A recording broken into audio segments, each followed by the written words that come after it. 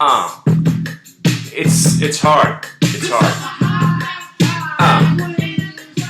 It's hard to be this right. I think what I've been trying to do lately is, again, I've always been more of a spiritual fella based on, coming from the rave scene, if you know what I mean, tapping into the mind. So at this point, I'm trying to tap in to the spiritual powers that I possess. I know they're only serving for the purposes of good. I will never switch to the side of evil.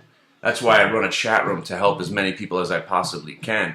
But at this point, I feel like people are, the comments are falling on deaf ears. Did I mention we were hating on Alibaba and SQ and pretty much every other stock? We were rolling into the VRXs and the US Steels and, of course, the mighty, mighty diamonds. Now, I don't know what it is, how they do it, what the story is, but if you own anything other than the diamonds right now, you're probably losing money. So why not stick with the winner, the apparent winner, the king of all stocks until something gets proven wrong? Enjoy whatever rally you want to call this, the Obama Shamalama Ding Dong rally, the Trump rally, because 3 years from now when he's up for election and the Dow's at 40,000, he's probably going to win. And then when the Dow is at 80,000, they might set a precedent and let this guy just run again, and we'll have him here for 12 years, and we'll get the Dow 1.6 million. They'll have to split the Dow. So anyway, don't worry. I'm not a day drinker. Then you know I'm crossing over. Have a few beverages on the weekend, my friends. We'll start our little feud. Because I'd like to know, first of all, I'd like to go up against anybody who's going to try to out-trade me. I will put up money to start that battle. So if you want to step to me, again, whether it has to be real or fake or whatnot, because today was Alibaba short, US Steel long, and SQ short, and diamonds long. You're not going to beat that combination. Now the question is, are we giving up on Alibaba completely? At this point, you might as well, because if it goes back to 150, why own it here at 170? And when you can buy it back at 150, because the money's coming out of your Alibabas and your Squares and going into US Steel, because god damn it, Trump's doing all he can to save US Steel. Whether that be really true or not, perception is reality. And again, because of my political views, and I don't like the man. You guys understand? I watch Fox News. I watch Fox News just so I can hear what everyone's saying. I don't watch CNN or MSNBC.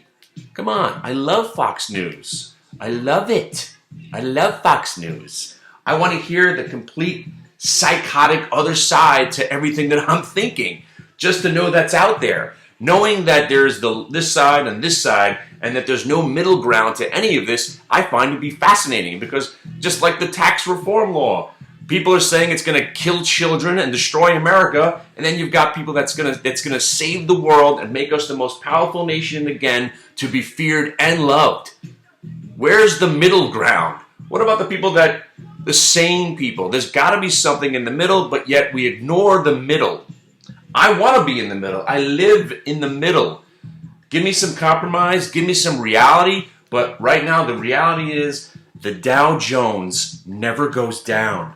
And every other stock pretty much sucks in comparison. Alibaba was a fantastic ride. Did you watch the video from a couple of weeks ago or last week when I said, we're saying sayonara, even though that's Japanese, or konnichiwa, that's Japanese also, I stink. But you know what I'm saying. Square was what we call a tainted trade. If you turn to page 38 in the brochure, what page? Page 38 in the brochure, a crowded trade. When everyone's talking about it in one direction, you got to get out, okay? You got to get out. Because let me show you the process of the Square trade. We were long from $11 and $12 and $15 and $17.50 and $22.50. Started selling at $27.50, $32, and then exploded to $50 because of it got caught up in a little bit of hoopla. It got caught up in a Bitcoin thing, and I'm at the bowling alley. Some woman I'm talking about, she says, "What do you do?" Blah blah blah. We start talking. I'm like, I trade, I do a thing on the YouTube and blah, blah, blah. She's like, oh, I love stocks. I own the stock SQ. I just bought more. It's the best thing ever. Great. And then my cousin says, oh, I finally got into that SQ at 47. Awesome. And then people on StockTwits and on Twitter and YouTube saying the stock's going to go to 250. It's a processing company for credit cards. And the stock just went from 11 to 50 bucks and got caught up in the Bitcoin. That's when you got to know. Take your first sign when it reverses. Did I make any sense just right there? But really more importantly, what SQ's done over the last 3 or 4 days, it's opened up green and gone red. If your stock reverses 3 out of the 5 days that the market's open during the week, your stock stinks. A la Alibaba, SQ, even Twitter kind of stinks right now. Can't hold a bid. But you got to know the signs, people. I'll teach you the signs so then you can do this. And short Alibaba when you wake up in the morning and have a great day. The week is over. The week is over for a lot of people. Your week is over. Imagine making enough money in the first hour and a half of the day where your week is done. You don't really have to do anything now. Shorting Alibaba, when it reversed, now you're up 4.5 points. Maybe you got some options. You shorted the SQ when it broke down under 38.50. Your week is done. Isn't that fantastic? Let alone your day, your week. And then you got into some QIDs where you were shorting the Qs. You even bought some UVXY because that was going higher. Now the question is, does the market sustain a rally from here? Or we just consolidate this Dow Jones move for a couple of days? Because we haven't had a consolidation move. So, all that and more, you know how to find me. I'll see ya.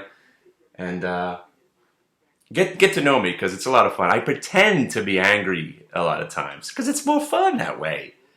You never know what I'm really thinking, and you never know my real identity. Everybody thinks they know who I am now.